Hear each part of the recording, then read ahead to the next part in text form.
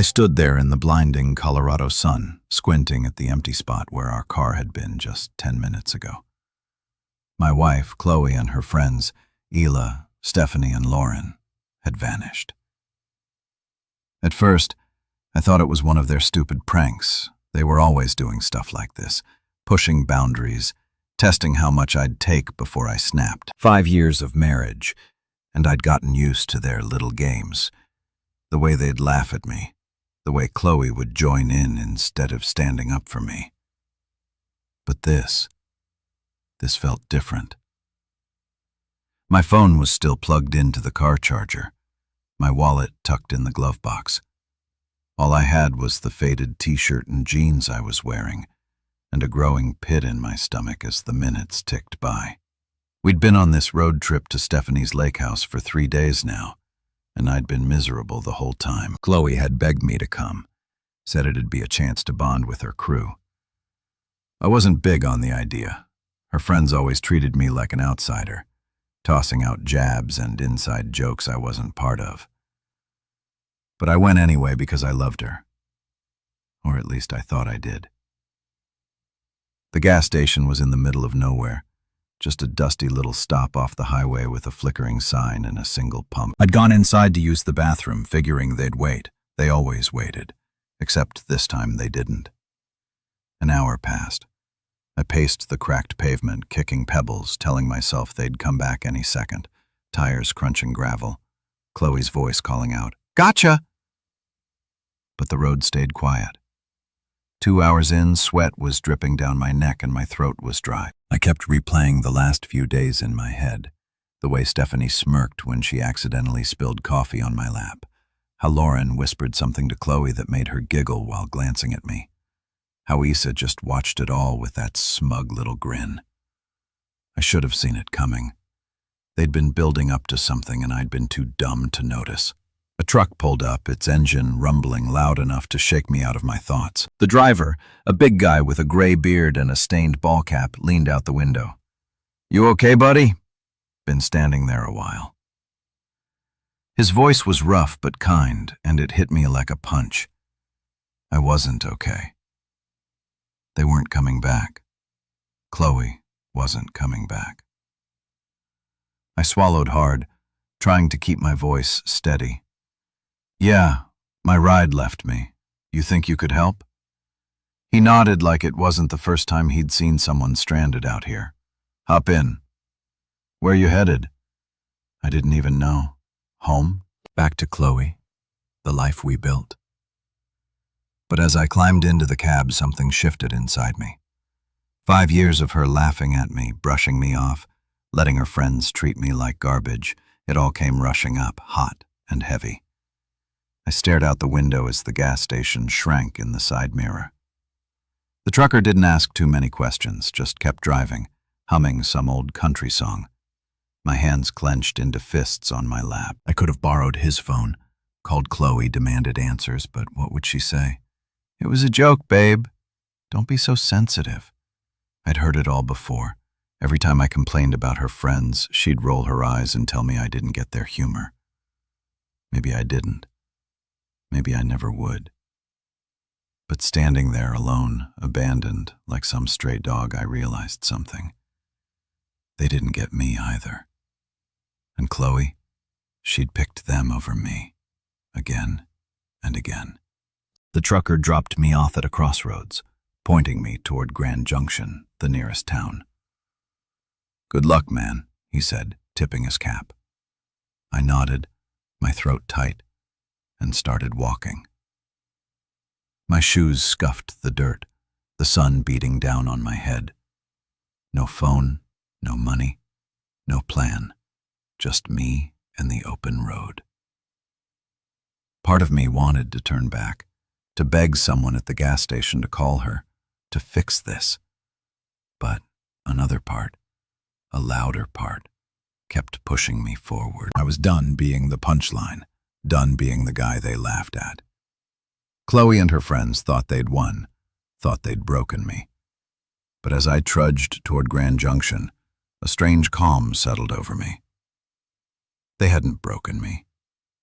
They'd set me free. I didn't know what was waiting for me in that town. I didn't know how I'd eat, where I'd sleep, or how I'd get by with nothing. But for the first time in years, I wasn't scared of what Chloe would think. I wasn't worried about her friend's next move. I was alone, yeah, but I wasn't helpless. The road stretched out ahead, endless and empty. And I kept walking. They'd left me behind, but maybe that was the best thing they could have done. Maybe this was my chance to figure out who I was without her, without them. By the time the sun started dipping low, turning the sky orange, I'd made up my mind. I wasn't going back, not to Chloe, not to that life. Whatever came next, it was mine to build. I stood at that dusty crossroads where the trucker dropped me off, the Colorado wind kicking up little swirls of dirt around my feet. Grand Junction was somewhere ahead, but I didn't have a map, a phone, or a dime to my name. Just the clothes on my back and a head full of spinning thoughts. Chloe and her friends had left me high and dry, and part of me still wanted to find a way to call her, to hear her voice, to demand she turn the car around. But then I remembered how she'd laughed when Stephanie accidentally knocked my beer over at the lake house, how she'd shrugged when I asked her to stick up for me. 5 years of that. 5 years of feeling like a guest in my own marriage. No, I wasn't calling her. Not this time. I started walking toward town, my sneakers crunching on the gravel, the sun still high, baking the ground and sweat soaked through my shirt. I didn't know how far Grand Junction was, miles probably, but I didn't care. Every step felt like a choice, like I was leaving her behind, one footprint at a time. My mind kept drifting back to the gas station, to the moment I stepped out of that grimy bathroom and saw nothing but empty pavement. They planned it, hadn't they? Chloe, Stephanie, Ela, Lauren, all giggling in the car as they peeled out, thinking it'd be hilarious to ditch me. I could almost hear Chloe saying, "He'll figure it out. He always does." Well, I was figuring it out now, just not the way she expected.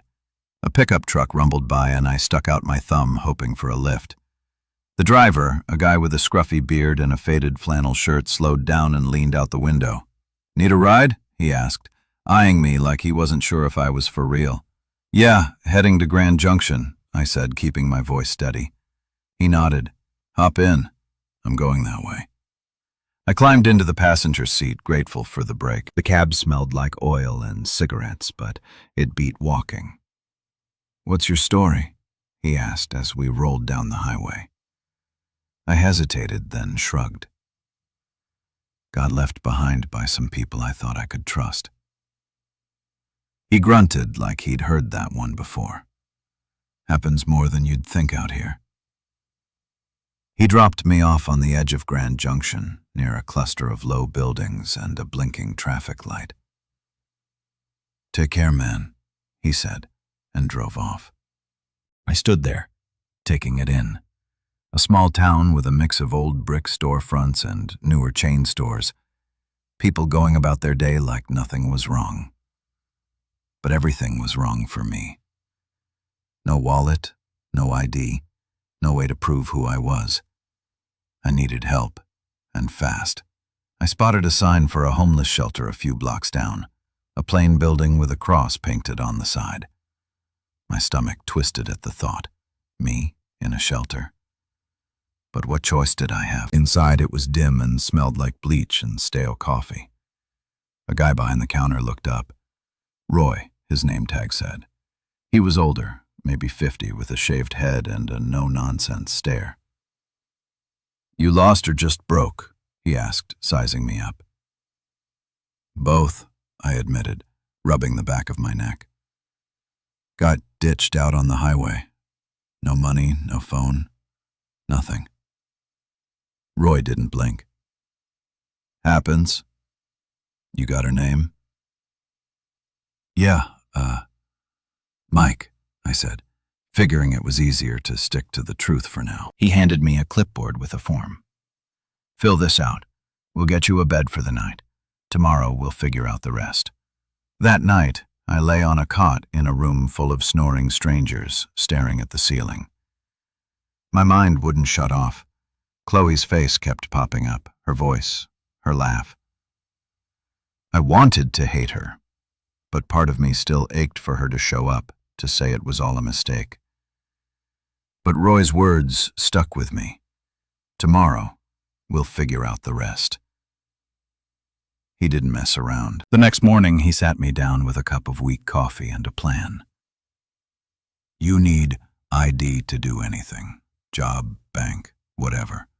Takes time, but we'll start the process. Meantime, you need cash. I nodded, feeling useless. Nowhere hiring? I asked. Roy smirked. There's a diner down the street. Owner's a tough old broad named Jacqueline. Tell her I sent you. The diner was a squat little place called Jackie, with red vinyl booths and a jukebox in the corner. Jacqueline was behind the counter, a wiry woman in her 60s with tattoos snaking up her arms and a voice like gravel. Roy says you need work, she said, not even looking up from wiping the counter. Yeah, I do, I replied, shifting on my feet. Anything you got? She squinted at me like she was trying to see through me. Dishwasher quit yesterday. Pays crap, hours are long. You steal from me, you're dead. Start now. I blinked, caught off guard, but nodded. Okay, I'm in. She tossed me an apron, and just like that, I was scrubbing plates in the back, hot water soaking my hands. It wasn't much, but it was something. Something mine. No Chloe, no friends laughing at me. Just me and a stack of greasy dishes. Roy checked in later that week, helped me file for a replacement ID. You're doing all right, Mike, he said, clapping me on the shoulder. I wasn't so sure, but I kept going. The shelter became my home, Jacqueline's diner my lifeline. I didn't call Chloe, didn't even try. Every night I fell asleep exhausted, but it was a good kind of tired. I was starting over from nothing, and it felt like maybe, just maybe, I could make it work.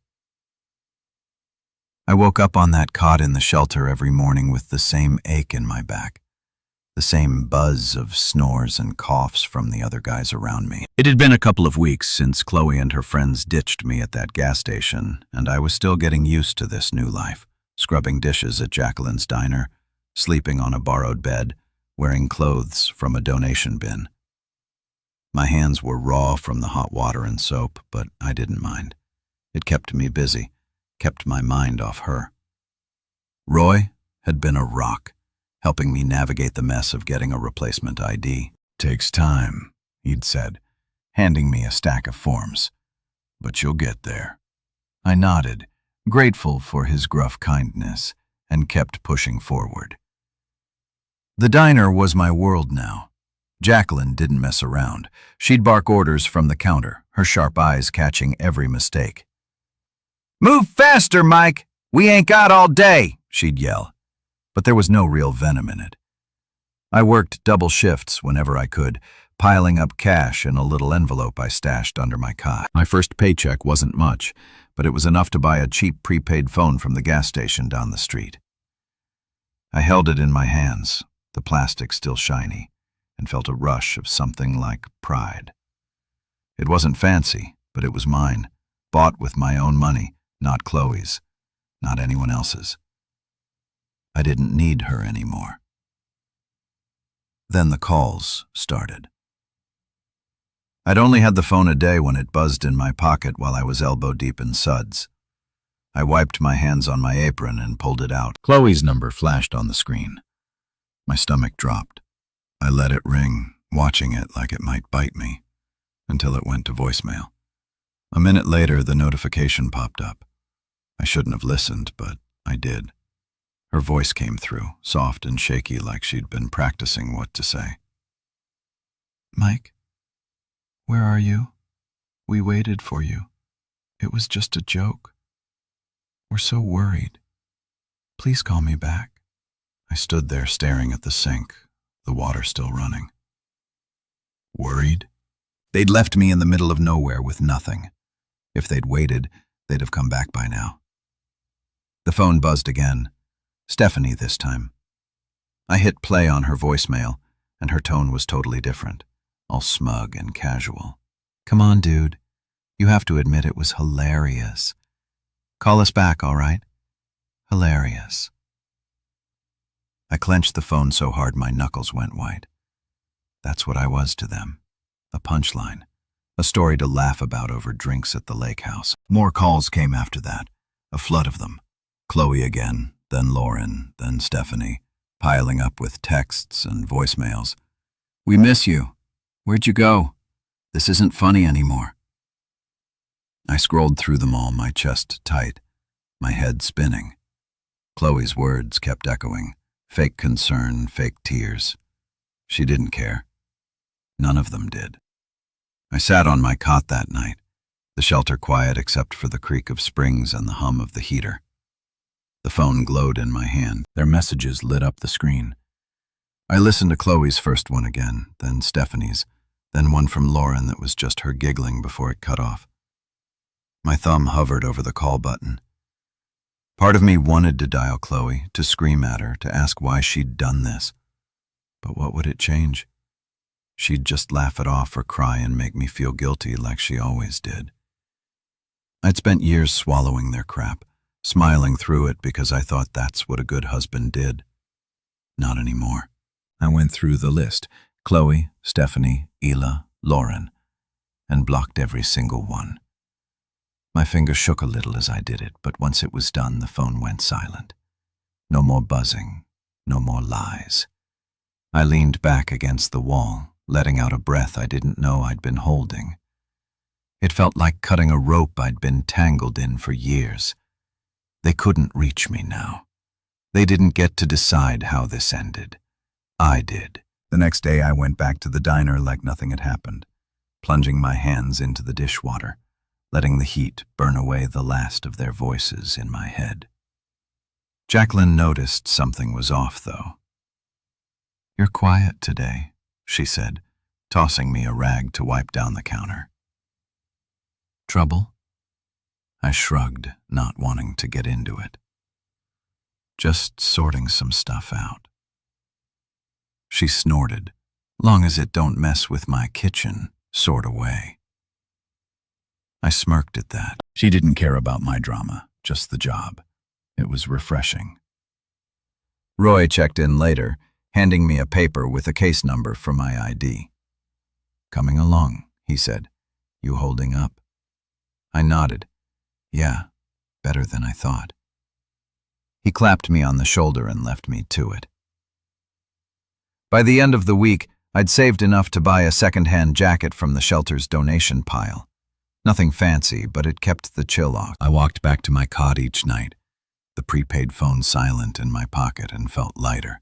Chloe and her friends were gone, cut out like a bad habit. I didn't need their apologies or their excuses. I had work, a bed, a plan, small things, but they were mine. The ache was still there, sure, the sting of betrayal, but it was fading. Every dish I scrubbed, every dollar I tucked away, I was building something new, something they couldn't touch. And for the first time in a long time, I fell asleep without dreaming of her. I'd been at the diner for months now, and things were starting to feel steady. Not perfect, but steady. The shelter was still my home, but I'd saved enough to move into a tiny studio above a laundromat in Grand Junction. It wasn't much, just a single room with a lumpy mattress, a hot plate, and a bathroom so small I could barely turn around in it. But it was mine. No more cots, no more snoring strangers. Just a key in my pocket, and a door I could lock. Jacqueline had seen me busting my tail at the diner and bumped me up to prep cook, which meant more hours and a little more cash. I'd chop onions and peel potatoes in the back, the rhythm of the knife keeping my hands busy and my mind quiet. It was hard work, but it felt good, like I was earning something real. The nights were still tough, though. I'd lie on that creaky mattress, staring at the water stains on the ceiling, and Chloe would creep into my head. I'd see her smile, hear her laugh, not the mean one she used with her friends, but the soft one she'd give me back when things were good. back before I became her punching bag. I'd wonder what she was doing, if she missed me, if she even cared. The loneliness hit hard sometimes, a cold weight in my chest that wouldn't go away. But then morning would come, and I'd drag myself out of bed, pull on my jacket, and head to the diner. No fear of her judgment, no cruel jabs from her friends. Just me, free to breathe, free to be. One night after a long shift, I was messing around with my prepaid phone, bored and restless. I kept it simple, no contacts, no ties to the past. But curiosity got the better of me. I made a fake social media account, just a random name and no picture, and looked her up. Chloe's profile popped up, still public, still full of her perfect little life. There were pictures from the lake house trip, her and Stephanie posing by the water, Issa grinning with a drink in her hand. Then I saw it, a post about me. It was a photo of us from years ago, smiling at some picnic, and her caption hit me like a slap. Missing my love. I pray he finds his way back to me. I stared at it, my thumb frozen on the screen. Missing me? She hadn't even gone back for me. She'd driven off and left me to rot. I almost laughed right there in that dingy apartment, the sound bouncing off the bare walls. It was so fake, so Chloe, turning herself into the victim, like I'd wandered off on my own instead of being abandoned. I scrolled through the comments. Stephanie saying, "He'll turn up, don't worry." Lauren chiming in with, "Sending you hugs." My stomach turned. They were all in on it, playing this game like I was the bad guy. I clicked off the phone and tossed it onto the mattress, running my hands through my hair. She hadn't changed. None of them had. But I had. I wasn't the guy in that picnic photo anymore, the one who'd grin and take it while they tore me down. I was someone else now, someone they didn't know. The next day at the diner, I was quieter than usual, still chewing on what I'd seen. Jacqueline noticed, of course. She always did. "You look like someone kicked your dog," she said, sliding a plate of fries my way during a slow moment. I shrugged, picking at the food. Just thinking too much. She raised an eyebrow, her tattooed arms crossed. "About what? That ex of yours?" I froze, surprised she'd guessed it. I'd never told her the whole story, just bits and pieces. "Yeah," I admitted. "Saw something online. She's acting like she's the one who got hurt." Jacqueline snorted, loud and sharp. "Sounds like a real piece of work. Good riddance, kid." I nodded, managing a small smile. She was right. Good riddance. Work kept me grounded. I'd dice vegetables, flip burgers when the cook needed a hand, wipe down counters, anything to keep moving. The diner had its regulars, folks who'd nod at me or leave a couple bucks on the table, and that felt good, like I was part of something. My hands were calloused now, my arms stronger from hauling crates and scrubbing pans. I'd catch my reflection in the diner's glass door sometimes. Tired eyes, messy hair, but a guy who was making it, one day at a time. Chloe's post faded from my mind, replaced by the clatter of plates and Jacqueline's gruff voice calling out orders. I stopped checking her social media after that. Didn't need to. Whatever she was saying, whatever story she was spinning, it didn't matter. I had my studio, my job, my life. Small, sure, but growing. The loneliness still came around, especially on quiet nights when the laundromat downstairs hummed and rattled. But it wasn't as sharp anymore. I'd wake up to the smell of detergent drifting through the floorboards, pull on my boots and head out into the cold morning air. No one was waiting to mock me. No one was rolling their eyes at my every word. I could just be Mike. Plain, simple Mike. And that was enough. For the first time in years, I felt like I was standing on solid ground, not sinking in quicksand. Freedom wasn't loud or flashy. It was this: my key, my paycheck, my choice. And I wasn't giving it back. I've been living above the laundromat for a while now, settling into a routine that felt like mine. Work at the diner, save my cash, sleep in my own space. The days blended together, but they were good days, steady. Then she walked in. Sienna. She started coming to Jacqueline's diner twice a week, always in the same booth by the window, always with a stack of textbooks and a pen in her hand. She was a med student, I figured, from the way she'd mutter medical terms under her breath while scribbling notes. Her order never changed. Denver omelet, no tomatoes, extra coffee. And she'd barely look up when I brought it over. I'd watch her sometimes, amused at how she'd get so lost in her studying that her fork would hover halfway to her mouth for a full minute before she noticed. I don't know why I started messing with her. Maybe I was bored, maybe I just wanted to see if she'd crack a smile. I'd swap out my name tag with random names I'd make up. Bob one day, Steve the next, Carl after that, just to see if she'd catch on. She didn't at first, too buried in her books. But one morning, I walked over with Rusty pinned to my shirt. And she finally looked up, her eyes narrowing, flicking to the tag, then back to my face. "Your name tag is wrong," she said, her voice quiet but firm, like she was diagnosing me. I grinned, caught off guard. "Is it?" I shot back, even though my real name was Mike and she'd never asked. She smirked, just a little, and went back to her notes. That was it, our first real moment, and it stuck with me. Work kept me busy, but Sienna became the highlight of my week. She'd show up, order her usual, and I'd find excuses to swing by her table, refill her coffee, clear her plate, ask if she needed anything. She'd nod or mumble a thanks, but that smirk stayed in my head like a challenge. One day she came in looking frazzled, her hair messy, her books heavier than usual. "Rough night?" I asked, setting her coffee down. She sighed, rubbing her eyes. "Exams. I haven't slept in 2 days." I nodded, not pushing it, but I slipped an extra hash brown onto her plate when she wasn't looking. She noticed, glanced up at me, and said, "You're sneaky." I just shrugged. Gotta keep you awake somehow.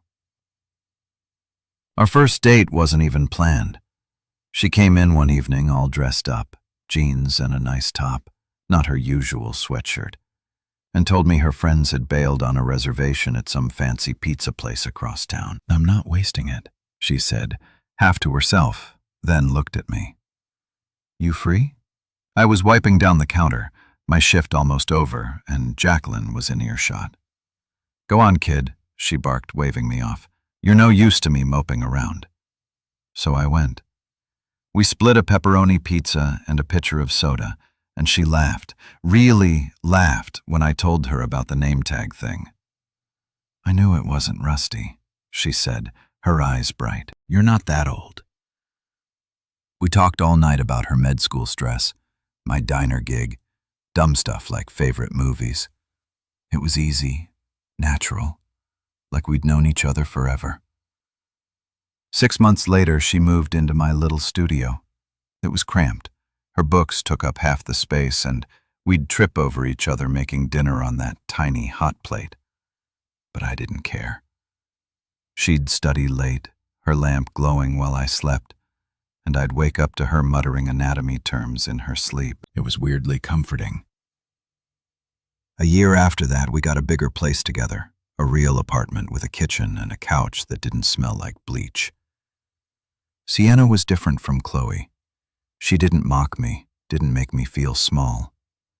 When I doubted myself, she'd just say, "You've got this." And somehow, I'd believe her.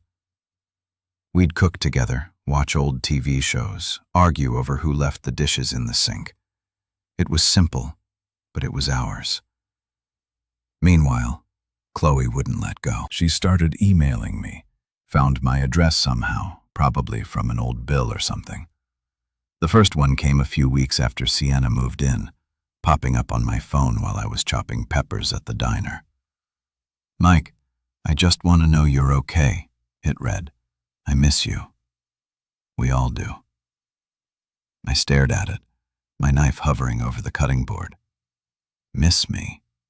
She'd left me at a gas station with nothing, laughed about it with her friends, and now she missed me? I deleted it without replying. More came after that, some short, some long, all dripping with that fake sweetness she'd mastered. "I messed up, I know. Please talk to me. I saw your grandma. She's worried." I'd read them, feel that old ache in my chest, then hit delete. Sienna caught me once, frowning at my phone. "Who's that?" she asked. "Nobody," I said, and she didn't push. She didn't need to. I wasn't going back. Life with Sienna was good, better than I thought I deserved. The diner was humming, my hands were steady, and Chloe's emails were just noise I could tune out. I'd built something new, something solid, and every day with Sienna proved it. She'd tease me about my cooking, I'd laugh at her terrible singing, and we'd fall asleep tangled up on that second-hand couch. Chloe could write all she wanted.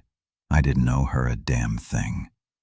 My world was here now, with Sienna, and I wasn't letting go. I stood in the kitchen of Jacqueline's diner, flipping a burger on the grill, the sizzle filling the air as grease popped against my apron. Things had been good. Better than good, really. Sienna and I were settled in our new apartment, a step up from the cramped studio above the laundromat. It had a real bedroom, a stove that didn't smoke, and a window that let in actual sunlight.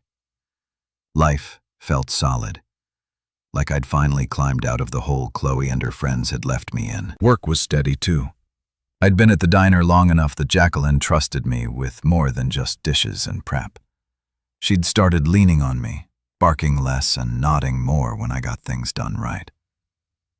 That day, though, she called me over to the counter during a slow stretch, her sharp eyes locked on me like she had something big to say. "Mike," she said, wiping her hands on a rag, "you're not half bad at this." I smirked, thinking she was joking, but her face stayed serious. "I'm opening a second spot across town, a smaller joint, but mine. Need someone to run it. You in?"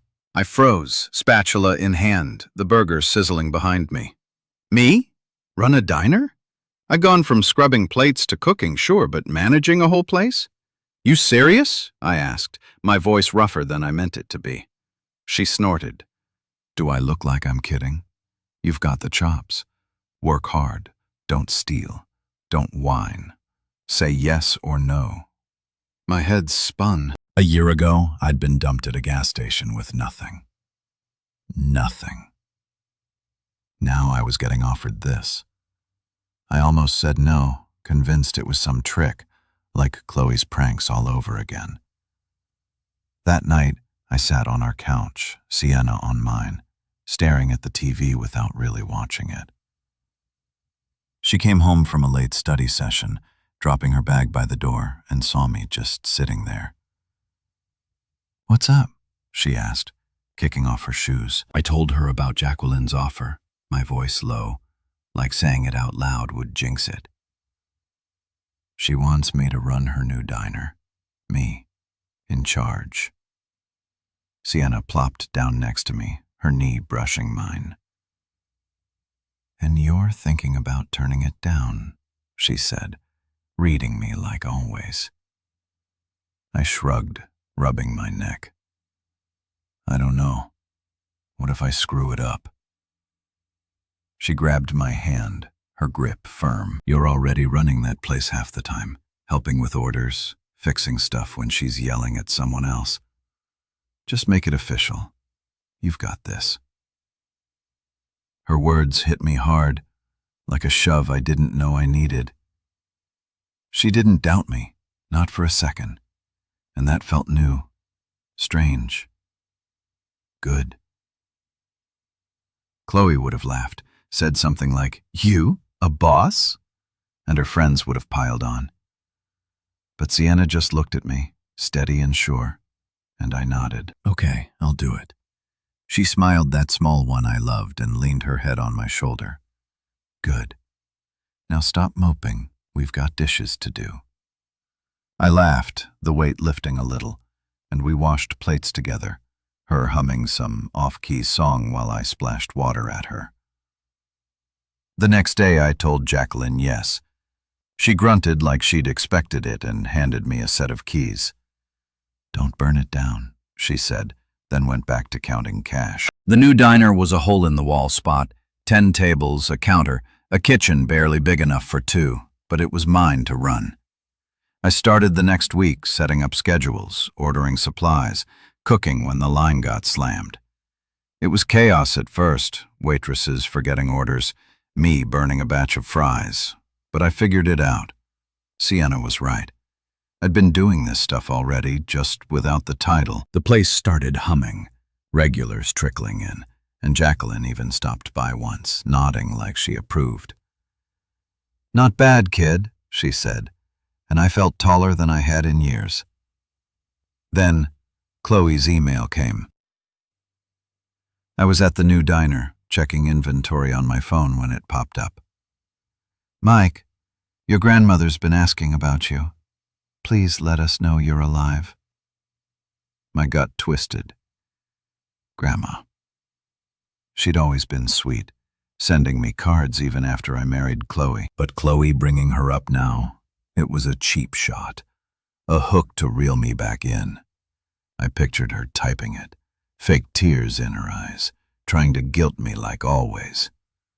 I deleted it, my thumb slamming the screen harder than it needed to. She didn't get to use Grandma against me, not after what she'd done.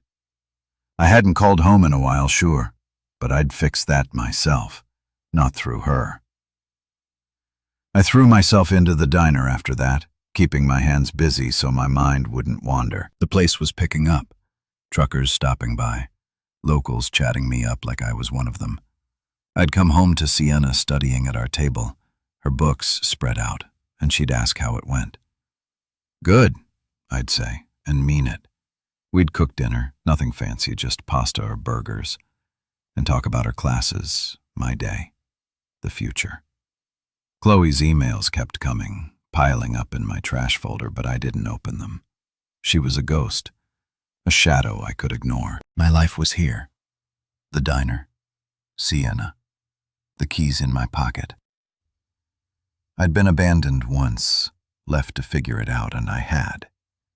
Now, I was building something better, something they couldn't touch. Every night, I locked up the diner, drove home to Sienna, and felt like a man who'd finally found his footing.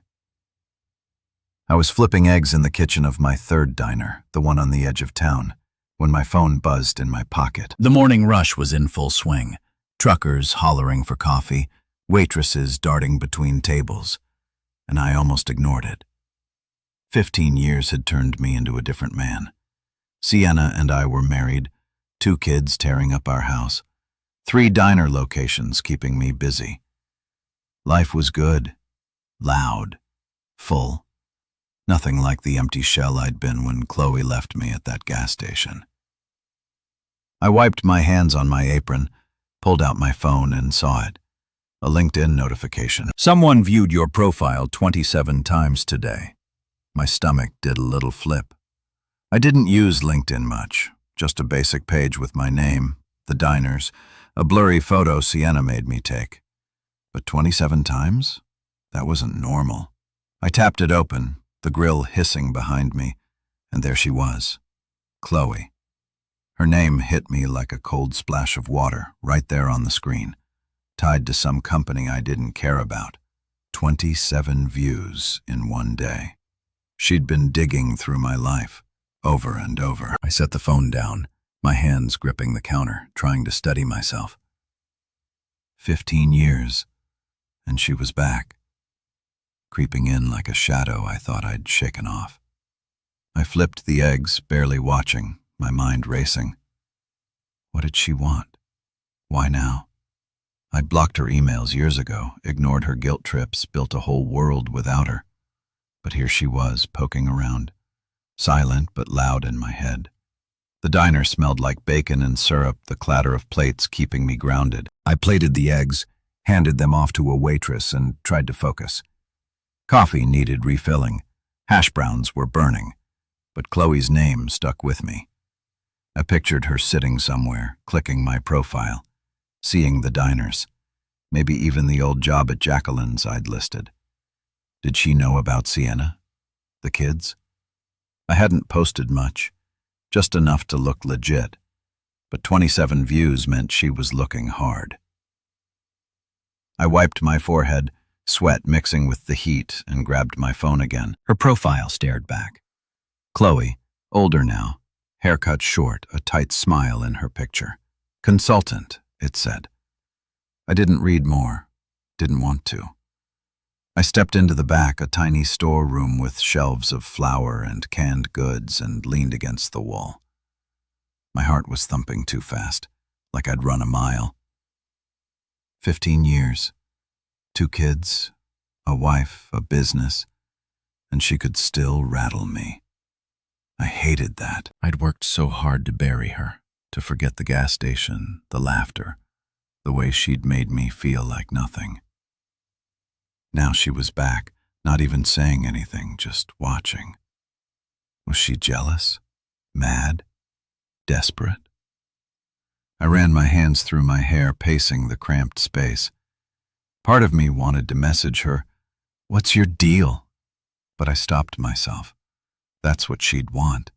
Me reaching out, giving her a crack to slip through. I went back to the grill, threw myself into the rush, cooking, pouring, wiping down tables when the waitresses got swamped. The regulars nodded at me. Some guy asked for extra ketchup, and I kept moving, kept my hands busy. But she was there, in the back of my mind. Those 27 views like an itch I couldn't scratch. I didn't tell Sienna when I got home that night. She was on the couch, folding laundry, the kids upstairs yelling about some game. "Busy day?" she asked, glancing up. "Yeah," I said, forcing a smile, kissing her forehead. Same old. She didn't push, just handed me a pile of socks to sort. And I sat there, folding, pretending everything was fine. The house was warm, smelled like dinner, chicken and rice, Sienna's go-to, and the kids tumbled down, begging for dessert. I laughed, said no, felt normal for a minute. But Chloe lingered, a ghost I couldn't shake. I didn't check LinkedIn again, didn't need to see if she'd looked more.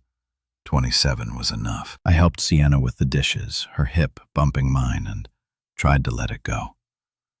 My life was here. 2 kids fighting over the last cookie, a wife who didn't laugh at me, diners I'd built from nothing.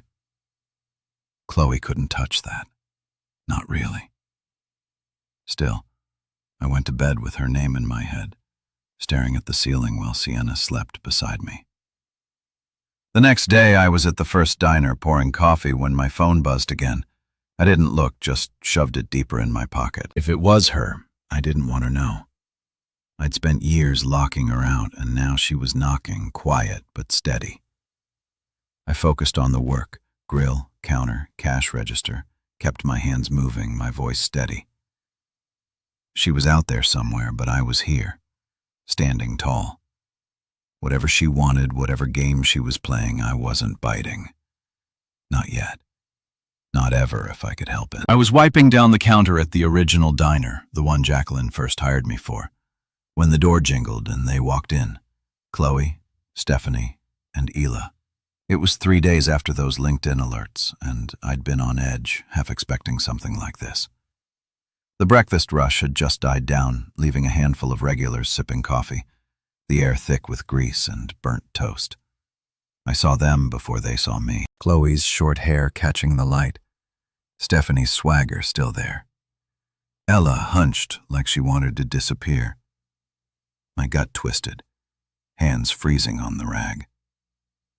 15 years since they ditched me at that gas station. And now they were here, in my diner, my turf.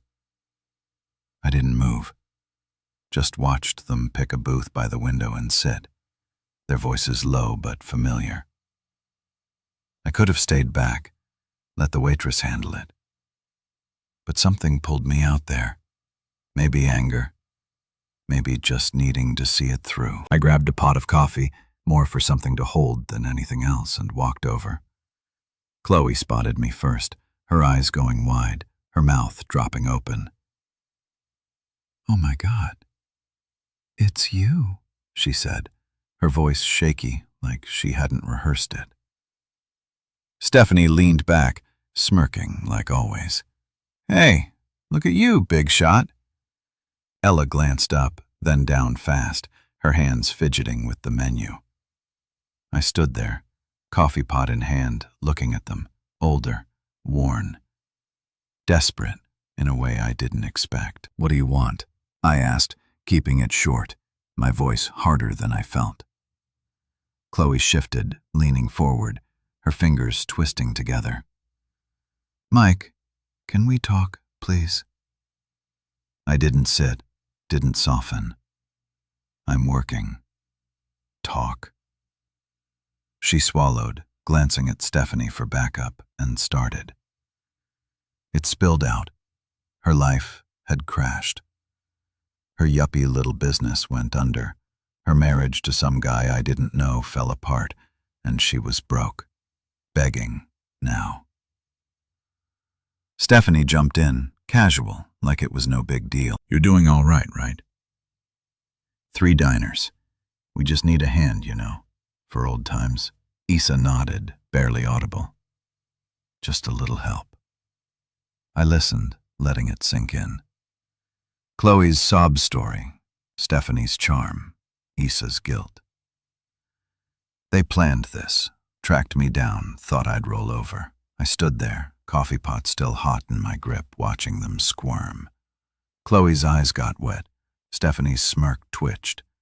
Ella shredded the edge of her menu. I remembered her LinkedIn stalking. 27 views, then showing up here, thinking I'd cave because I used to. "Wait here," I said, turning away. I walked to the office, a cramped box with a desk and a stack of receipts, my boots heavy on the floor. They wanted money. After leaving me with nothing, laughing about it, they thought I'd just hand it over. I sat down, the chair creaking, and stared at the wall. My hands shook a little, not from fear, from anger. I could have yelled, thrown them out, but I didn't. I grabbed an envelope, wrote a check, and headed back. They were still there, whispering, heads snapping up when I walked over. I dropped the envelope in front of Chloe, watching her fingers snatch it up, her face lighting up for a second. She opened it. $1,073.50, the exact cost of a Greyhound ticket from Grand Junction back home 15 years ago. Her smile crashed, her breath catching. Stephanie grabbed it, glaring. "What the hell is this?" she snapped. I leaned in, my voice low, steady. "That's what it would have cost me to get back to you that day." I didn't. You don't get more than that. Chloe's mouth opened, no sound coming out. Stephanie shoved the check at me. "You're a jerk, Mike. After everything—" I cut her off. "After everything, you left me. You laughed. This is me being generous." Issa flinched, her hands balling up, but she didn't speak. I straightened, looking at them. Chloe, pale. Stephanie, fuming. Ela, shrinking. "It's time to leave," I said, loud enough for the diner to hear. "Don't come back." I turned, walked to the counter, my heart pounding but my steps sure. The waitress hovered, unsure, but I waved her off. "They're done," I said, grabbing a rag to wipe my hands. They sat there a minute, stunned, then scrambled up, Chloe shoving the envelope in her purse, Stephanie muttering, Hila trailing behind. The door jingled shut, and the diner went back to normal, coffee pouring, forks clinking, like they'd never been there. I stood behind the counter, pouring myself a cup, my hands steady now. They'd come begging, thinking I'd bend, and I'd shut them down. It wasn't loud or messy, just cold, final. I sipped the coffee, bitter on my tongue, and watched the regulars chat, oblivious. Chloe's tears, Stephanie's anger. They didn't matter. I'd given them what they'd given me, just enough to walk away. The diner hummed around me. My diner, my life, and they were gone. I finished my shift, locked up, and drove home, the weight lifting with every mile. They tried, and they'd lost. That was it. I leaned against the diner's front window, the glass cold against my arm, watching Chloe, Stephanie, and Hila out in the parking lot. They'd just stormed out after I handed them that $73.50 check, bus fare from Grand Junction, nothing more. And now they were at it, arguing like kids caught stealing. Stephanie was loud, her hands slashing the air, her face twisted up like she wanted to hit something. Chloe stood there, the envelope crumpled in her fist, staring at the ground, her shoulders hunched. Issa hung back, her arms crossed tight, looking like she might bolt or cry. Maybe both. I couldn't hear them through the window, but I didn't need to. They'd come in begging, thinking I'd cave, and I'd sent them packing. Now they were unraveling, and I just watched, feeling nothing. The sun was low, painting the lot orange, their shadows stretching long across the gravel. Stephanie jabbed a finger at Chloe, her mouth moving fast, probably blaming her for dragging them here, for screwing it up. Chloe shook her head, slow and tired, then shoved the check into her purse like it was trash. Issa shifted, glancing at the diner, her eyes catching mine for a second before darting away. I didn't move, didn't blink, just stood there, my coffee mug cooling on the counter behind me. They could fight all day out there. It didn't touch me. I'd given them what they deserved. Closed the book on 15 years of their garbage, and that was that. I turned away, grabbing the mug and taking a sip. Cold now, bitter. But I didn't care. The diner was quiet. Just a couple of regulars lingering over pie. The jukebox humming some old tune. I wiped down the counter, slow and steady, letting the rags soak up the day. The waitresses buzzed around, clearing tables, shooting me quick looks but keeping their mouths shut. They knew something had happened, those three walking in, me walking out with that envelope, but I didn't explain. "You good, Mike?" one asked, stacking plates. "Yeah," I said, short and sharp, and went back to wiping. I didn't want their questions, didn't want to drag it out. Chloe and her crew were gone, and I was done. Driving home, the truck's engine growled under me, the road dark except for my headlights cutting through. My hands gripped the wheel, my mind stuck on that scene. Chloe's face when she saw the check. Stephanie's snarl. Issa's silence. It should have felt good, shutting them down, and it did, mostly. But there was this itch, a little nag I couldn't shake. They looked desperate, broken. Chloe especially, with her sob story about her life falling apart. 15 years ago, I'd have cared, run after them, tried to fix it. Now I just watched them leave. The house came into view, lights on, Sienna's car in the drive, and I let out a breath. This was real. My family, my life. Not them. I walked in, kicking my boots off by the door, the smell of leftover lasagna hitting me. Sienna was at the kitchen table, papers spread out, a pen in her hand, grating again, probably. The kids were upstairs, their voices muffled, likely in bed but not asleep. She looked up, her glasses low on her nose. "Hey," she said, soft, then tilted her head. "You okay?" I nodded, pulling out a chair and sitting across from her, my hands flat on the table. "They came by," I said, keeping it simple. Her eyebrows lifted, but she waited. "Chloe, Stephanie, Issa. Asked for money. I gave them bus fare and told them to go." She set her pen down, leaning back, her eyes steady on mine. "Bus fare?" she asked, a little smile tugging at her lips. I told her $73.50, the exact cost to get back from Grand Junction all those years ago. How Chloe's face fell, how Stephanie snapped, how I walked away. Sienna listened, her hand resting on the table, calm as always. When I finished, she reached over, her fingers brushing mine. "They can't take anything from you that you don't give them," she said, her voice firm, quiet. I looked at her, those words sinking in, and nodded. "Yeah," I said, my throat tight. She squeezed my hand, then went back to her papers, leaving me sitting there, the weight lifting a little. She didn't need to say more. She got it, got me, and that was enough. We ate leftovers later, just the two of us, the kids finally quiet upstairs. I poked at the lasagna, my head still half in the parking lot. Stephanie yelling, Chloe staring, Issa shrinking. It didn't matter what they said out there, who they blamed. They'd come for a handout, and I'd given them a mirror instead. Sienna didn't ask more, just talked about the kids, our son's math test, our daughter's new obsession with drawing cats. I smiled, nodded, let her pull me back to now.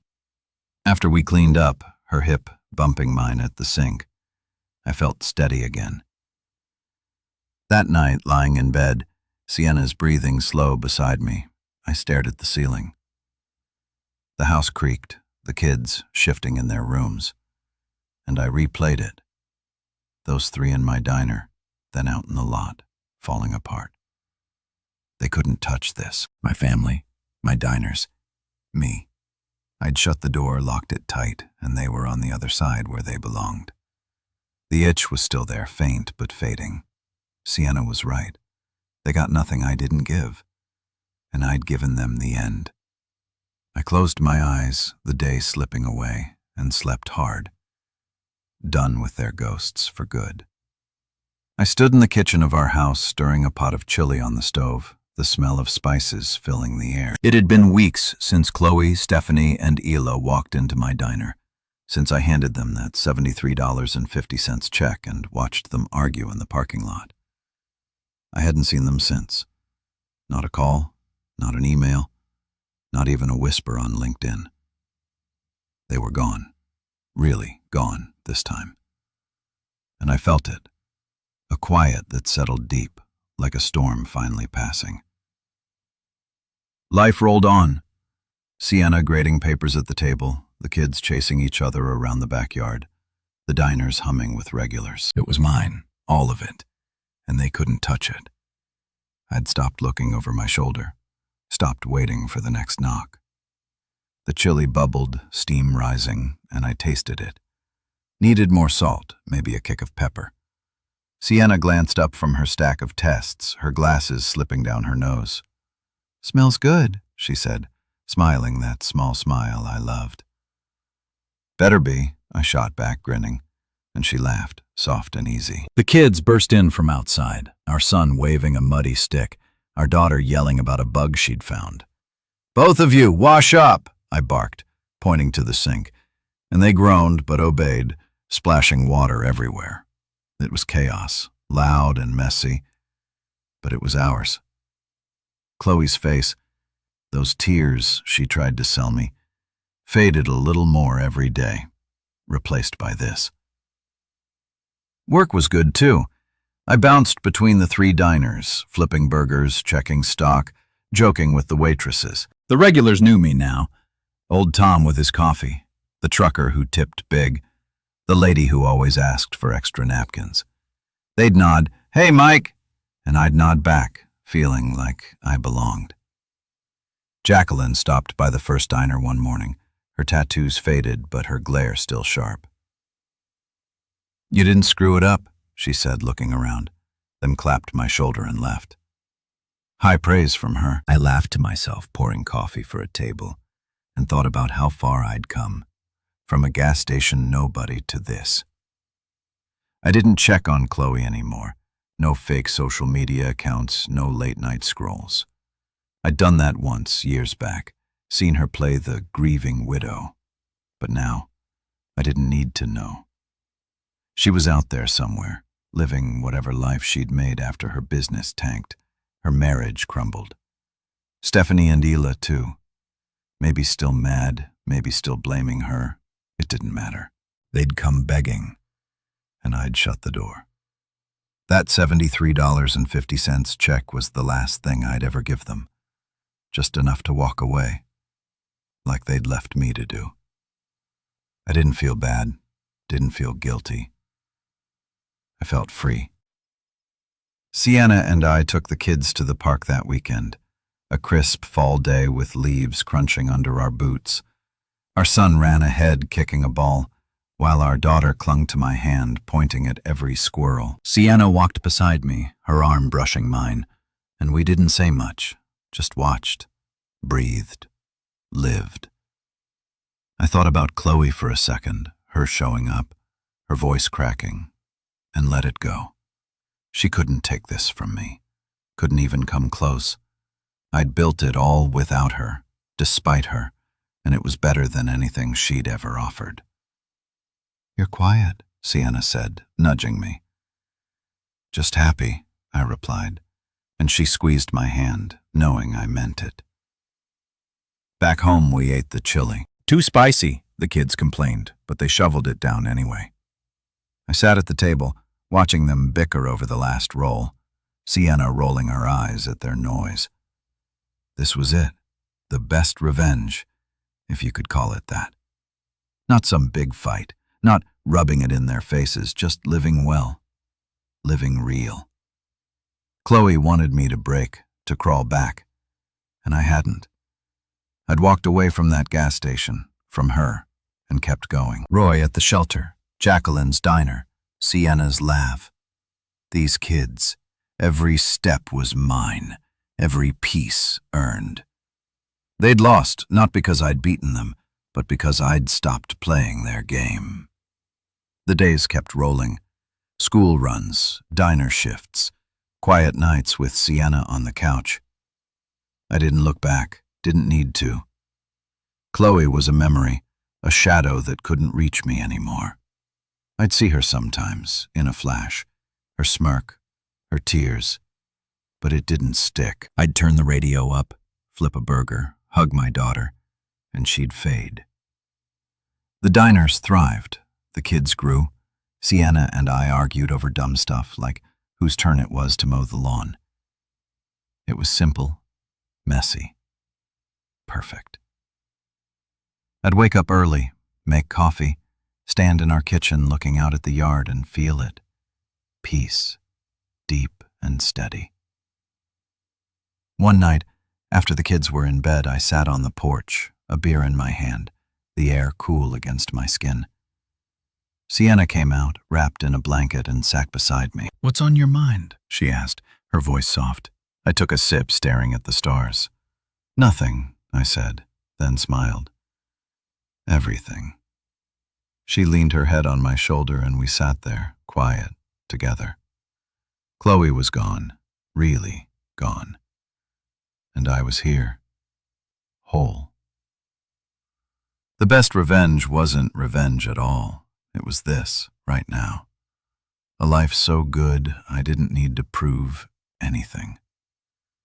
I'd made it, and that was enough.